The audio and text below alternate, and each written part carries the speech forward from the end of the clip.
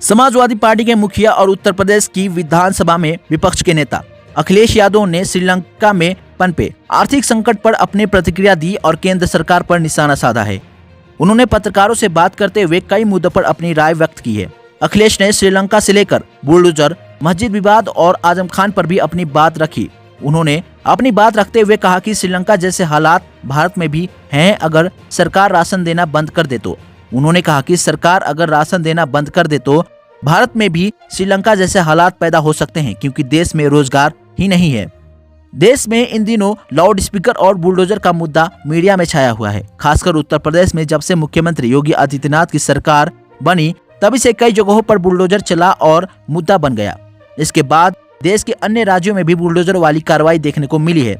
इसी मुद्दे पर अखिलेश यादव ने योगी सरकार पर निशाना साधते हुए कहा कि जो न्याय मांगने की कोशिश करेगा उस पर सरकार बुलडोजर चलवा देगी। उन्होंने कहा कि कानपुर देहात में एक शख्स सब्जी बेचने बाजार गया और जब घर वापस आया तो देखा कि उसके घर पर बुलडोजर चल गया।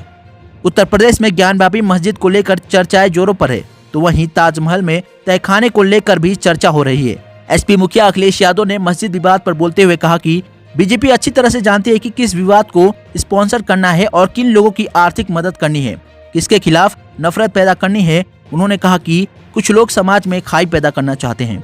जौहर यूनिवर्सिटी की जमीन पर अवैध कब्जा करने के आरोप में जेल में बंद समाजवादी पार्टी के कद्दावर नेता और पार्टी के मुस्लिम चेहरा आजम खान पर अपनी बात रखते हुए अखिलेश ने कहा कि उन्हें उम्मीद है कि आजम खान बहुत जल्द जेल से बाहर आएंगे।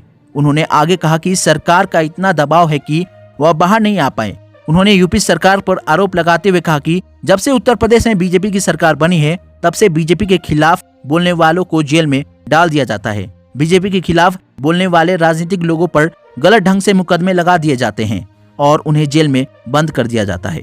अखिलेश यादव यही नहीं रुके, उन्होंने बीजेपी सरकार पर हमला करते हुए कहा कि राजद्रोह कानून का सबसे ज्यादा दुरुपयोग बीजेपी सरकार में हुआ है। वो मुसलमानों पर बुलडोजर चलवा रही है। बीजेपी सरकार सिर्फ डराने का काम कर रही है।